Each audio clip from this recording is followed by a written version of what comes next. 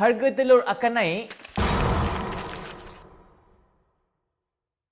Soalnya mana pergi janji kerajaan sekarang? Janji hanya tinggal janji. Rakyat masih terbeban dengan kos sara hidup. Tak cukup dengan itu, kerajaan mengambil keputusan untuk potong subsidi makanan asas. Yang lebih pelik, kenapa umum selepas pilihan raya kecil Ayah Kuning? Manifesto dulu kata nak kurangkan beban rakyat. Kini apabila sudah berkuasa, menghimpit rakyat. Alasan yang diberikan oleh kerajaan untuk tarik subsidi kerana kos pengeluaran sudah kembali stabil tidak munasabah. Ini kerana bukan sahaja peperangan masih berterusan, malah negara juga menghadapi masalah ketidaktentuan daripada tarif Amerika Syarikat. Adakah sebenarnya tarikan subsidi ini kerana kerajaan tidak mampu untuk menguruskan kewangan negara? Ini susulan peningkatan hutang negara kepada 1.22 trilion. Bermakna hutang negara meningkat hampir 50 bilion sejak awal tahun 2024 sehingga kini. Pandangan saya berkenaan isu telur, kerajaan patut mengambil pendekatan ataupun ambil kira untuk mengurangkan cukai import bagi soya dan juga jagung. Ini adalah bahan utama makanan ayam. Dengan ini, kos pengeluaran boleh turun secara semula jadi. Kemudian ambil kira untuk tubuhkan dana penstabil harga untuk bantu peternak apabila kos makanan ayam naik mendadak. Kemudian galakkan lagi pengeluaran tempatan bagi makanan ayam. Dan yang terakhir, memberikan notis yang lebih awal, bukan last minute selepas tamat PRK di Ayah Kuning. Apa pendapat anda berkenaan isu telur? Cuba komen sikit.